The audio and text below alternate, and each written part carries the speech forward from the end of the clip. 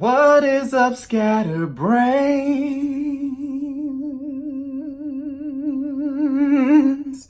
Told y'all, vocals all in June. Every video, I'm singing at the beginning, whether you like it or not. All right, so we are back to Have and to Hold Charlotte, episode 3 of season 1. I think it's called Party Foul. Just a couple of housekeeping things, just to quickly, not even really housekeeping, just some things we want to discuss before we talk about the episode. Number 1, Ursula. My wife says that your curls were popping and that they were on point, and she would like to know, what is your routine? What is your maintenance routine? What do you do to get your curls popping? She's been trying to get hers to pop and it has not worked, and y'all are pretty much about the same complexion. Clear. So, it's all love.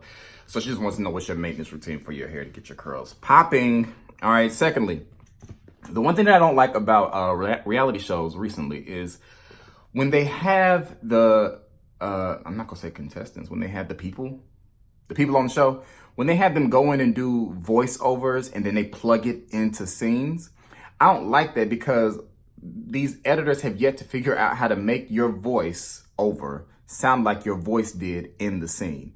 And I noticed it last episode, but I just kind of brushed it off and I was like, oh, maybe that was just a one-time thing. But I heard it like 2 or 3 times in this episode where it was a clear voiceover of the person saying something that was not said in the scene, or having to re-record something that was said in the scene. Then they put it in the scene and you can obviously tell they weren't saying it in that moment. So editors in general, y'all just need to work on getting the sound to mesh. Maybe it's just because of my system and I can just hear things so clearly, but it's obvious because I heard Clinton do it once, and I think I heard Christine do it last week or this week. So I at least can remember those two did a voiceover and then they plugged it in. So that's just something that stands out to me, but I noticed little things like that.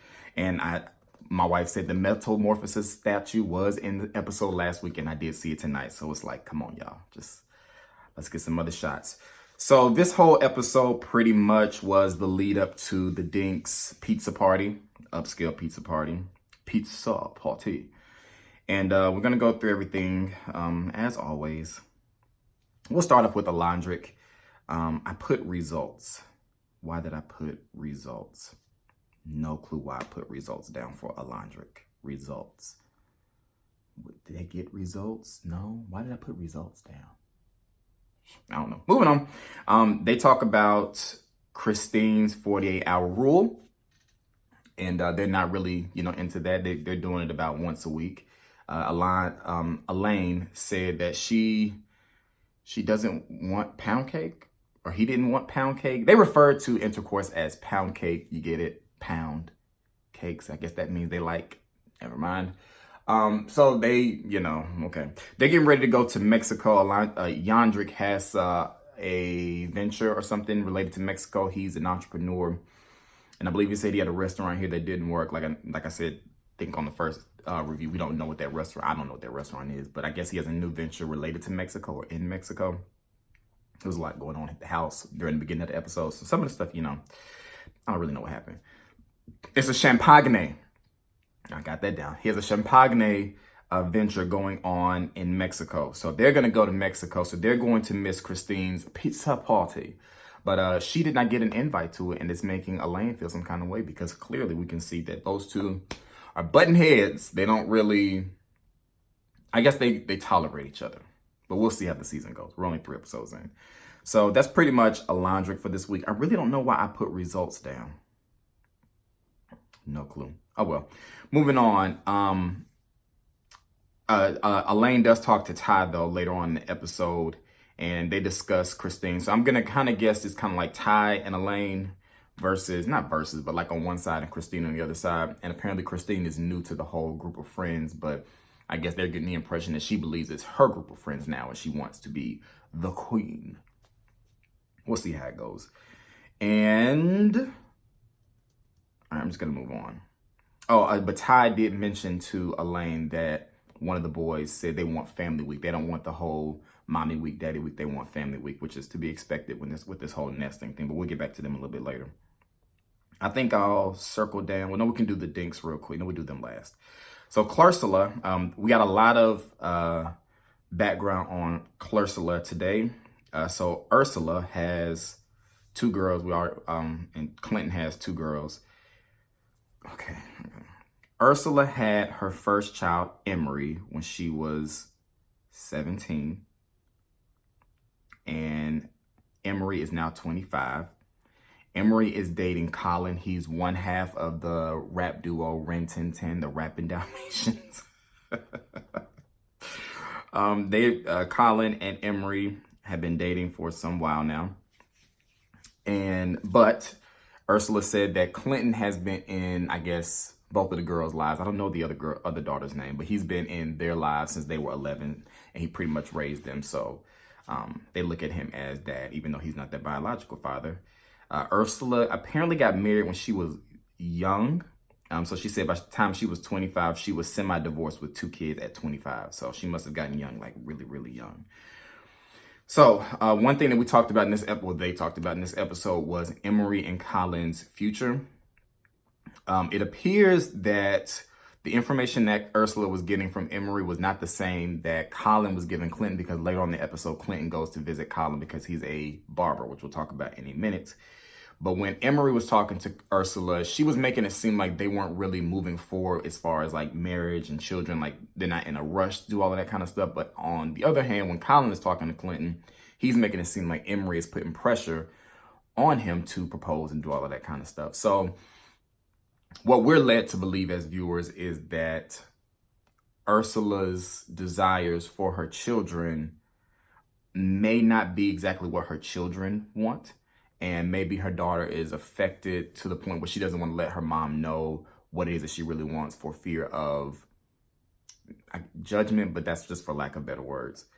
And I get it. You know, we as parents, we want certain things for our children, but at the same time, you know, children have to live their life and make the choices that they want to. So it was cool to see that part of Ursula. She did tell her daughter to be intentional about family plans, which I completely 100% agree. I was very intentional with my life and the path that I took. You know, I no judgment to anybody, no heat, no judgment, as Iyanla would say, to anybody who didn't do it this way, but I was not going to have children before I was married. That just wasn't going to happen. Now, that doesn't mean I wasn't out there tangoing, but I was just tangoing safely. So I knew that I was not going to have children before marriage, and that's what happened. So they could meet, Ursula meets at a ropes course, and that's where they kind of debrief about what happened with Emery. This is before Clinton actually goes to talk to Colin, and she just kind of informs him what Emery told him. And he decided he wanted to go talk to Colin and find out for himself. So Clinton goes to get his hair cut by Colin. Now, I don't mean to be, this is not to be mean, this is not to be rude, it's just be honest. As a man who started balding when he was 21 in college, it hurt my heart. But I had to learn to let it go. And that's something that I wish more men would just accept, that when your hair is gone, it's gone. You know, I've searched, and you can go get Rogaine, but there's just not a magical product on the market right now that's going to reinvigorate those follicles. Once those follicles tap out, they're gone. They are gone. And I noticed Clinton has some spots. And it's not the typical right here. He has almost what I had. Like I had this. See, mine was here, because you can still see, because I haven't shaved in a couple of days. So mine was here, and then he has this right here. He is going to need to go ahead and go on bald pretty soon. Pretty soon, give it a year and a half tops. Because unless you got to just Beijing it out or get those little spray fibers, you know, anytime I see a man, especially a black man, who is balding, I'm just like, bro, just go ahead and cut it off. Just go ahead and cut it off. It'll be easier, and you won't look like you just can't let it go. Because ain't nothing worse than seeing a man with all of this gone and this hair right here. And it's like, what are you holding on to? What are you holding on to? So that's just something I noticed. I couldn't tell if Colin is bald and just hadn't shaved in a couple of days, but Colin might need to let it go as well. So while Clinton is getting his haircut by Colin, Colin asked for his blessing to marry Emery. So that right there tells you that Emery and Colin are not where Emery made it out to seem to her mother. So we'll see what happens with that. But yes, Ursula, I put down here again. My wife would really seriously like to know what you do for your curls. She's tried many products, and her hair just won't take. It won't do what it's supposed to do. All right, so Divide. So I guess last week was David's week to be gone. Now we're coming up on Tayati's week to be gone. And David has had a sense of awakening from being gone that time. He realizes that, I'm not saying if he realizes it. I think David still wanted to work on his marriage, but I think being gone for that week made him want to work on his marriage even more, which I can understand because we all know that absence makes the heart grow fonder sometimes. But Ty still wants her chance at the week away to really see how it affects her and see how things go. She says she'll still be coming home after work and will probably be there until after dinner, and then she'll leave. They didn't really say where she was going, and the suitcase that she was packing just didn't seem logical. I mean, I was trying to look, I was like, it don't like there's anything in the suitcase. But maybe that's just, them cutting in and out of scenes. But I was like, I don't really think there's anything in that suitcase. That suitcase is mighty small to be gone for a week. But I guess, as long as you got your toothbrush and your deodorant and, something to wash your butt with, you'd be all right. But yeah, David said it's been tough, and he does not want to have Daddy Week gone again. He doesn't want to have to leave again. But she is intentional on wanting to give it a couple of weeks rotation and, see how things go. So we'll see how things pan out for Divide. All right, now on to the throuple. We will retire that name, because I think one of them didn't like it, because they were in the comments last week. So I think it was Peter that might not have liked it. Is Peter Poppy? I think that's who it was. I think Peter didn't like throuple, which I know they're not, never mind. So he suggested Pashalana.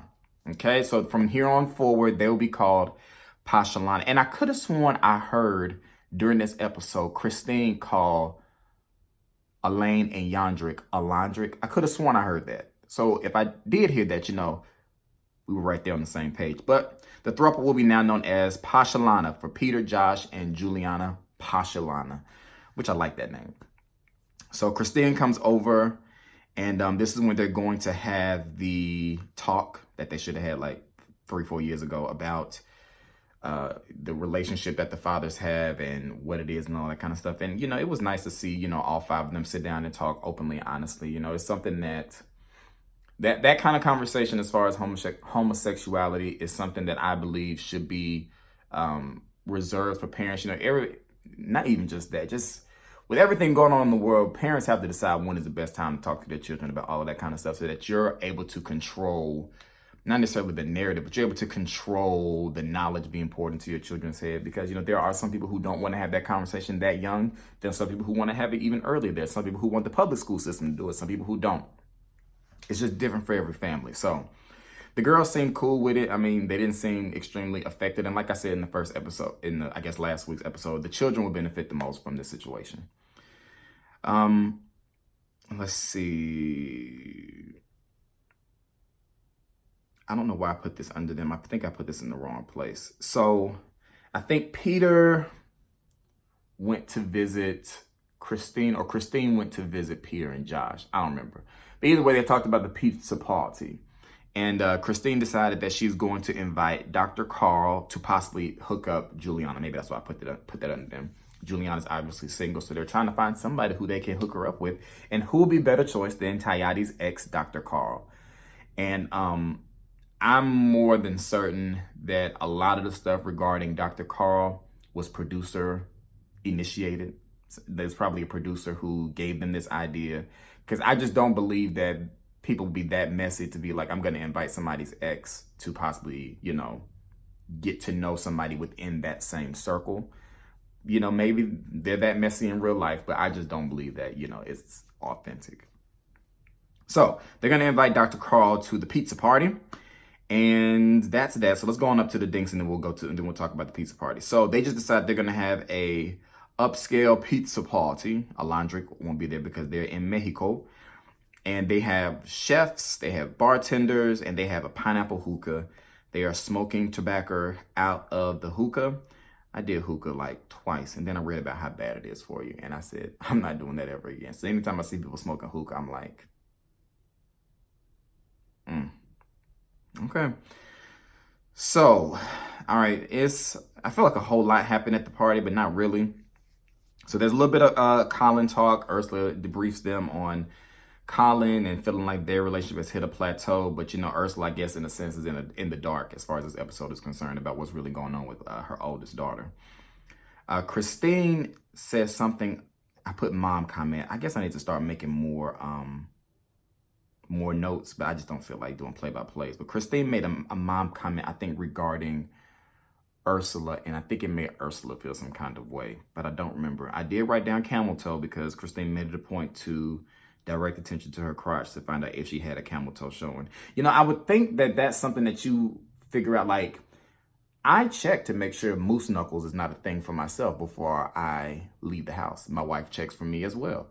You know, she'll say, no, you're not wearing that out in public. No, you need to change. No, that's not going to work. And I say, am I good? Does this work? Is it okay? And she says, yay or nay. That's what we do.